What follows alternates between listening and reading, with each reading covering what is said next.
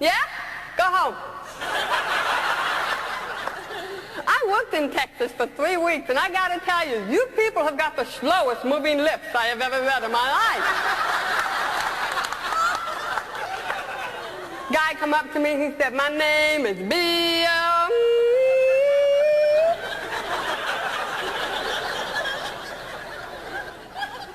Bill?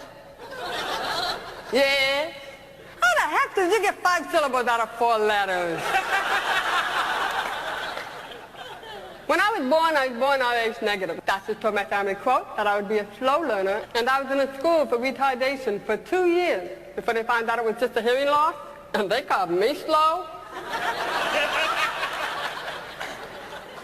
In that school, my best friend was a little Asian girl. She was blind, but every day we would have lunch together. She'd have these great barbecue beef sandwiches, and I'd have these boring peanut butter and jelly. So every day we would exchange lunch. Now, what I didn't realize until I got older, she never saw me exchange those lunches.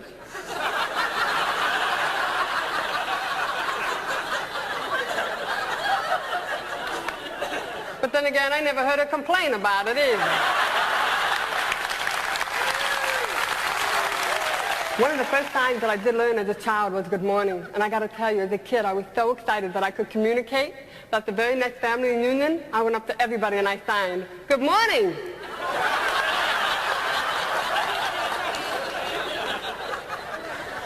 I guess you can say they're not morning people. Then they found out today that I had started giving me hearing aids and I started learning how to talk. So as far as they were concerned, I was fixed. They sent me back to public school. I was in public school in 4th, 5th grade. I stole money. I stole candy. I stole things from my house to take to school to give to the other kids because I wanted them to like me. So I'm in school and I'm saying, hi, you would like me to be my friend? I just want to be accepted. I wanted to be a part of something. Everybody wants to be accepted, a part of something. So I stole, and I would give stuff away. I couldn't understand anything in the classroom. Teachers would have their back up against the blackboard. I couldn't hear what they were saying. By the time one kid would say something, I go to look for their lips, another kid's lips were moving. I was totally lost. I graduated from high school with a 1-point average. I didn't know what to do with my life. I was so lost and so confused for so long. So by the time I was 20 years old, I tried committing suicide 5 different times. Now, there are going to be some things I'm not going to be successful at. And there's not a day that goes by where I don't thank God for letting me fail at least 5 different times. When I was 20 years old, I was laying on a beach sunbathing. A lifeguard Jeep ran me over. Talk about not knowing what your job description is. The Jeep ran over my face, stomach, chest, side, and back. I was laid up for 5 years. I died at the scene of the accident. I saw life after death. At least I believe I did. When it happened to me, when the Jeep ran over my face, I opened my eyes and I saw the bottom of the Jeep. And I could see the 2 rear wheels coming at me. And all I could think about is I need to protect my head. So I went to put my hand up above my head, and unfortunately when I did that, the rear wheels took my elbows and took me and turned me. The next thing I remembered, everything turned the most beautiful blue, a blue I yet to see on this earth. I was totally surrounded by it. And then the brightest, whitest cloud came toward me. And all I could remember was, no, I'm not ready yet. And I just sat there, I'm not ready yet. And when I said that, everything faded away. And I saw the paramedics started working on me. Laid up for 5 years. In and out of a wheelchair for 2.5 years. They said I'd never walk again. I figured I didn't hear them. I got up and I left.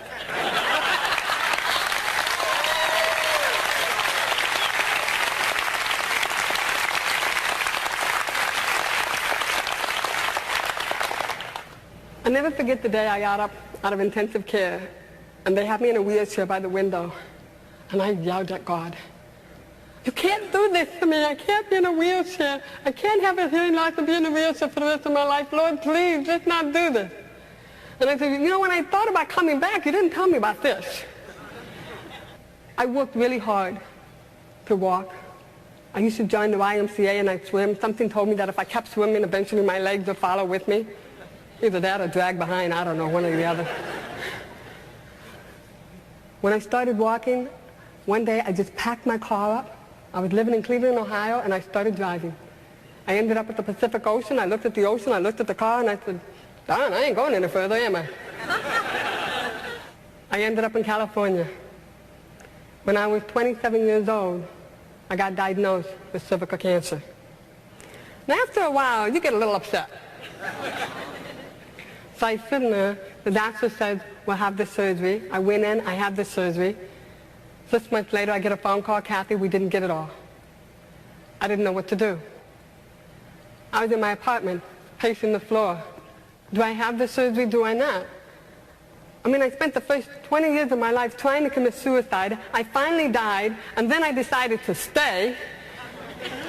And now you're telling me if I don't have the surgery, I have 6 months to a year to live. I have no family support. What do? I, a perfect child of God, and society took me by the back of the neck and said, here, you're going to be retarded. Whoa, this is okay. I like this school. These people are really great. No. Now you have your hearing aids. You're fixed. You're going back to public school. I don't understand the teacher.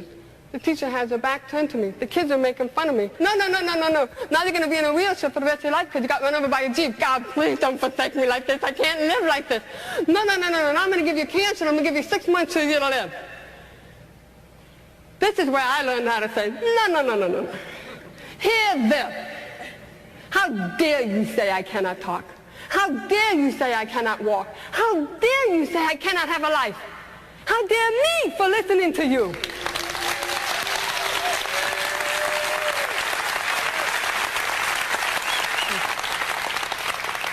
I decided to take control of my life, take charge of it. I changed my diet. I changed my attitude.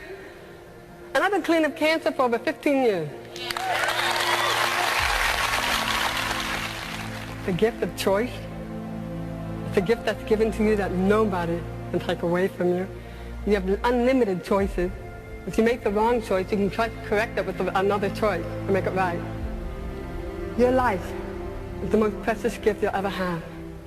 And it's the only one you have. You'll come into this world alone, you will leave alone. Who you meet in between is the challenge of how you deal with your life. Remember, no matter how bad something is in your life, it has a time limit. And women, we know we can drag something bad on forever. But also remember, no matter how good something's going on in your life, that too has a time limit.